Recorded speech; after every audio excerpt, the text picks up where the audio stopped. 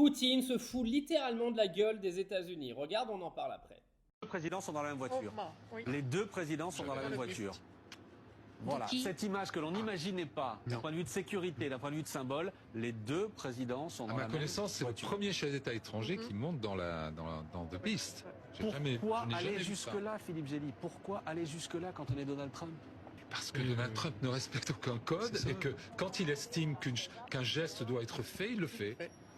Que ce soit d'inviter Vladimir Poutine sur le sol américain ou que ce soit de l'accueillir dans sa Il joue la carte de la relation personnelle et effectivement ça n'a pas de limite et c'est très dangereux. On pourrait aussi lui faire le crédit, diplomatiquement, et peut-être c'est aller très loin, de faire ce qu'il faut, de donner tous les signes qu'il faut et de dire ce qu'il faut pour que les conditions soient réunies pour que ce deal puisse peut-être se faire. Et peut-être même que c'est ce dont il se persuade lui-même. Mais il y a encore des gens qui croient en un deal. C'est-à-dire que s'il y a une fin de guerre entre la Russie et l'Ukraine, ce sera au terme de Poutine. Point barre.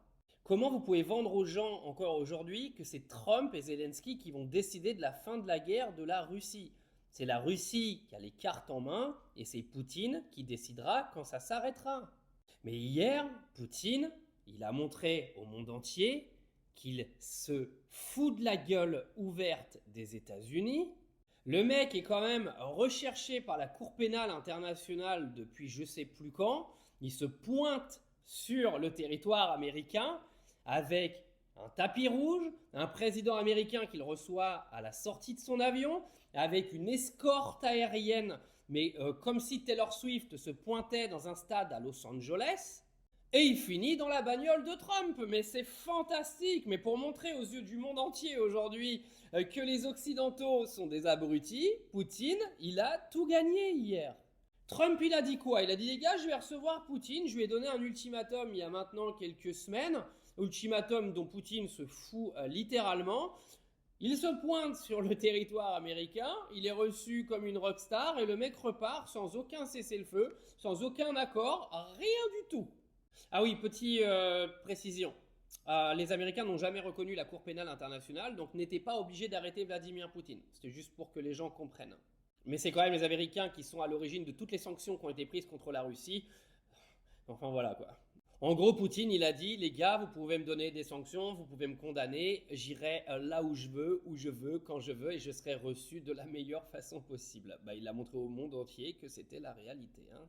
Petit rappel quand même, hein, les Américains bloquent l'économie russe, les banques, les avoirs des oligarques, etc., etc. On est d'accord, hein.